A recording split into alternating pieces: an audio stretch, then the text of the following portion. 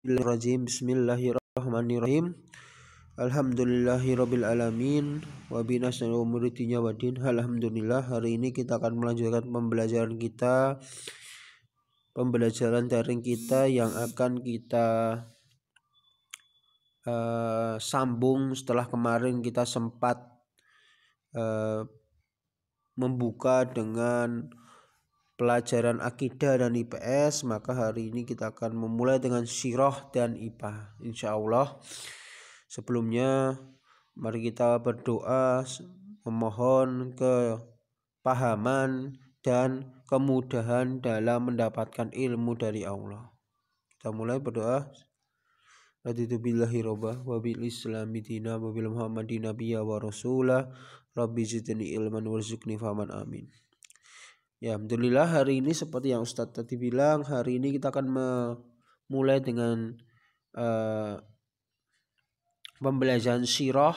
Nah, jadi Ustadz akan memulai untuk semester ini pembelajaran sirah karena semester kemarin kita belum sempat belajar sirah. Jadi insya Allah kita akan mulai dengan belajar sirah untuk semester ini. Walaupun sirahnya enggak Ustadz mulai secara detail atau berstruktur ya, dari misalnya kita ambil dari buku Sirah Nabawiyah ya, dari awal kelahiran Nabi, sejarah suku-suku yang ada di Arab dahulu seperti itu. Nah, itu Ustadz tidak, namun Ustadz akan mencoba memberikan kisah keteladanan di sini ya, berarti keteladanan Nabi kita, Nabi Agung Muhammad SAW, untuk kita ambil atau petik hikmahnya kira-kira yang mungkin nanti kita bisa amalkan seperti itu. Insya Allah seperti itu untuk semester 2 ini, terutama untuk pembelajaran sirah ya, seperti itu ya, insya Allah. Ya, kita mulai. Jadi kita akan membahas betapa penyayangnya Nabi. Nah, Nabi Muhammad SAW adalah Nabi yang salah satu ya manusia yang paling menyayangi makhluk hidup, tak terkecuali sampai hewan, tumbuhan seperti itu. Dan banyak hadis-hadis yang menjelaskan betapa besarnya rasa kasih sayang Nabi kepada setiap makhluk, makhluk hidup yang ada di bumi ini, tidak terkecuali hewan. Nah, di sini Ustaz akan memberikan beberapa kisah dan hadis yang menjelaskan betapa penyayangnya Nabi terhadap hewan. Nanti bisa dibaca juga. Jadi kisah ini menjelaskan dahulu saat Nabi SAW memboncengkan saya di sini itu ini ya, siapa ini? Seorang sahabat, tapi di sini tidak disebutkan namanya. Seperti itu. Jadi kita sebut sahabat ya. Misalkan saya, kemudian beliau bercerita kepada saya cerita rahasia yang saya tidak boleh menceritakan kepada seorang pun, yaitu bahwa biasa yang dipergunakan oleh Nabi untuk berlindung ketika melaksanakan adalah perbukitan atau pepohonan kurma yang terbentang. Suatu saat Nabi memasuki sebuah kebun milik salah seorang sahabat Ansor. Nah, tiba-tiba beliau melihat seekor unta. Ketika beliau melihatnya, maka beliau mendatanginya dan mengelus bagian pusat sampai punuknya. Punuk itu yang di atas ini ya, seperti itu. Pusar ya, maksudnya pusar mungkin. Serta kedua tulang belakang telinganya. Kemudian unta itu tenang kembali. Beliau berseru, "Siapa pemilik unta ini? Milik siapa ini?" Kemudian datanglah seorang pemuda dari golongan Ansor lalu berkata, "Wahai Rasul, unta itu milik saya." Lalu beliau bersabda yang artinya, "Apakah engkau tidak takut kepada Allah mengenai binatang ini yang telah diberikan kepadamu oleh Allah? Dia telah melapor kepadaku bahwa engkau telah membiarkannya lapar dan membebaninya dengan pekerjaan yang berat." Hadis ini diriwayatkan oleh Imam Abu Dawud, Imam Hakim, Imam Ahmad, dan Abu Ya'la dalam musnadnya. Ya, jadi kita dapat cermati bahwa ternyata Rasulullah juga dapat memahami bahasa binatang seperti itu, dan Rasulullah dapat menenangkan binatang yang sedang gusar. Gusar itu mungkin sebut sini adalah marah ya.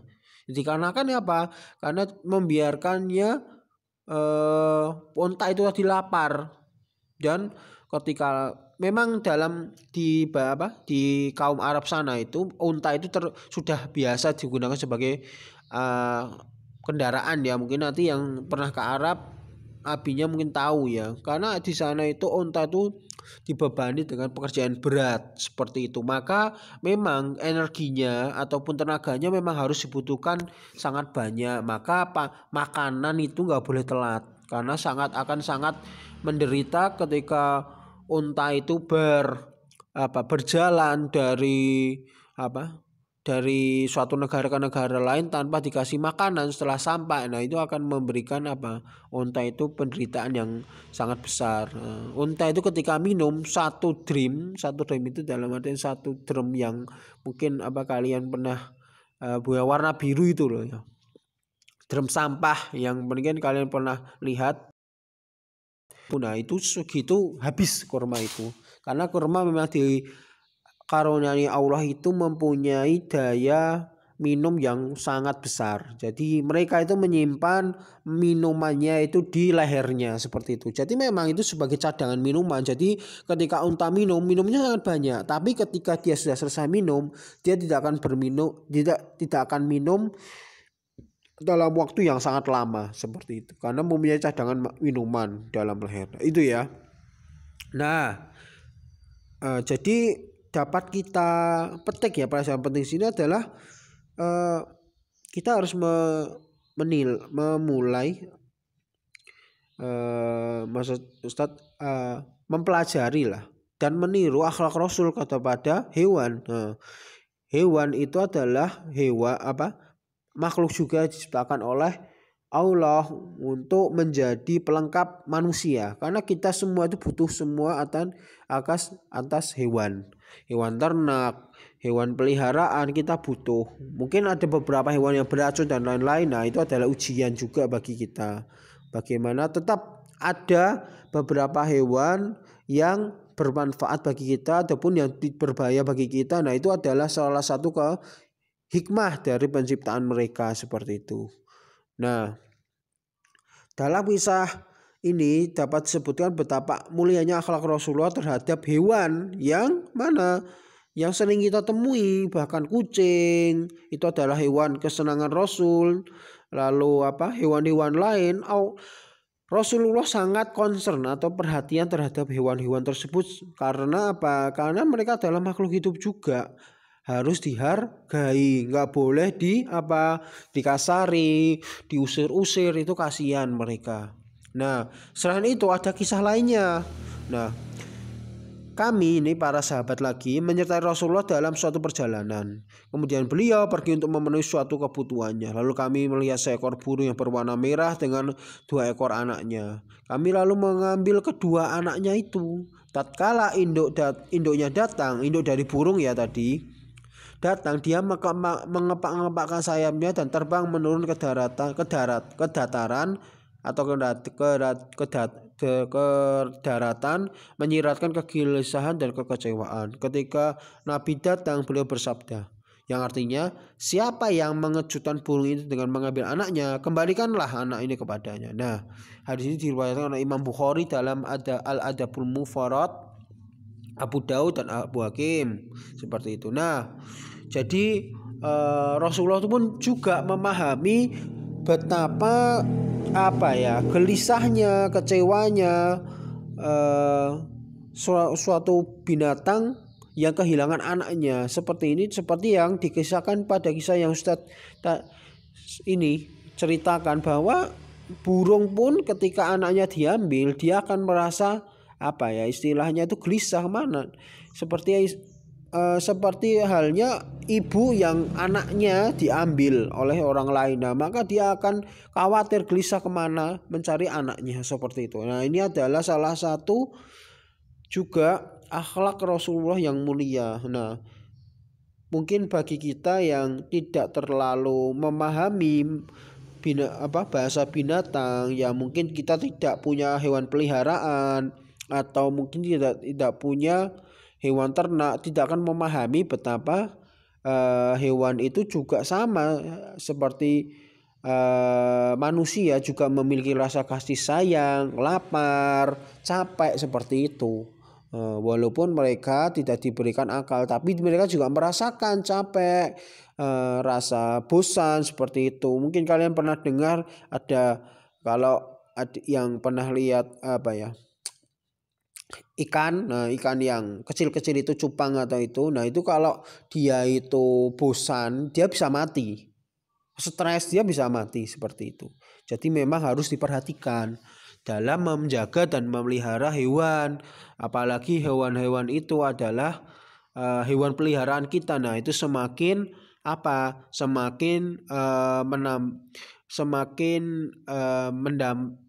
beban ya, memberikan kita tanggung jawab besar, karena ketika hewan itu pelihara kita dan kita tidak memperhatikan bagaimana kelancaran hidup mereka, makan mereka, kita hanya membiarkan mereka itu ada di kandang dan tanpa diberi makan. Nah, ini dosa kalau mereka mati. Kenapa? Karena kita yang harusnya memberikan makan. Mereka nggak bisa keluar kandang, buka pintu kandang, ambil kunci, nggak bisa. Karena kita yang bertanggung jawab. Kecuali kalau kita biarkan liar, nah, itu bukan tanggung jawab kita, karena mereka liar mencari makan sendiri. Sedangkan hewan peliharaan itu nggak bisa cari makan sendiri. Walaupun kenyataannya ada, tapi kan nggak semua. Nah, seperti itu. Jadi harus menjadi tanggung jawab kita jika kita membeli hewan ternak peliharaan, menjaganya, membersihkannya seperti itu.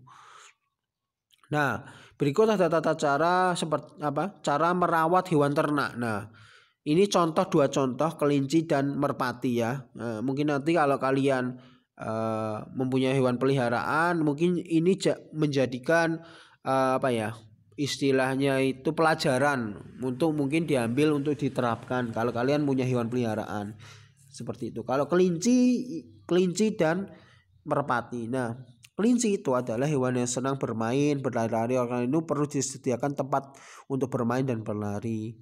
Kandang kelinci seperti ya gambar tuh ya, seperti itu biasanya. Kalau kalian pernah lihat kandang di kebun binatang mungkin ya, atau di mana peternakan kelinci, nah seperti itu kandangnya. Nah, jadi kandang kelinci harus ada lapangannya ya, istilahnya tempat bermainnya seperti itu. Nah, harus disediakan setiap hari makanannya. Makanannya itu biasanya sayuran, wortel seperti itu. Nah, dan harus selalu dibersihkan. Jangan sampai kelaparan dan kehausan, kasihan seperti itu. Karena kelinci itu nggak punya nggak seperti kucing ya yang punya cakar dan lain-lain untuk memangsa hewan lain, tapi kelinci kan nggak bisa, tangannya seperti itu, nggak punya cakar dan lain-lain, maka harus diperhatikan seperti itu. Begitu juga dengan merpati. Nah, merpati yang sering kita pelihara ini biasanya orang-orang gede, orang-orang di desa tuh memelihara merpati itu. Nah, mereka juga kandangnya seperti itu, dilihat ya. Nah, jadi biji-bijian antara lain ya, biji-bijian, lalu apalagi jagung aja, itu beras adalah salah satu makanannya. Jadi harus diusahakan untuk makanan minumannya selalu tersedia setiap hari, dan juga diperhatikan kebersihan kandangnya. Ya, istilahnya sama seperti kalian ketika membersihkan kandang, membersihkan rumah. Ketika rumah kalian kotor, mungkin kalian akan terserang berbagai macam penyakit. Nah, tapi kalau ketika rumah kalian bersih, nah insya Allah kalian juga akan sehat seperti itu. Sama seperti binatang, maka pentingnya kalian menjaga binatang jika kalian punya seperti itu. Insya Allah seperti itu adab dan cara memelihara hewan seperti itu ya. Insya Allah pembelajaran kita hari ini. Dan mungkin nanti ada tugasnya. Insya Allah sahal cuma 3 soal. Ini lebih ke nanti kalian silahkan cari ya, kalau punya kepeliharaan alhamdulillah diperhatikan, tapi kalau tidak mungkin nanti silahkan lihat aja sekitar ada binatang peliharaan yang binatang liar atau ayam, kucing seperti itu. Seperti itu insya Allah kita cobakan. Wabillahi taufiq wal hidayah. Wassalamualaikum warahmatullahi wabarakatuh.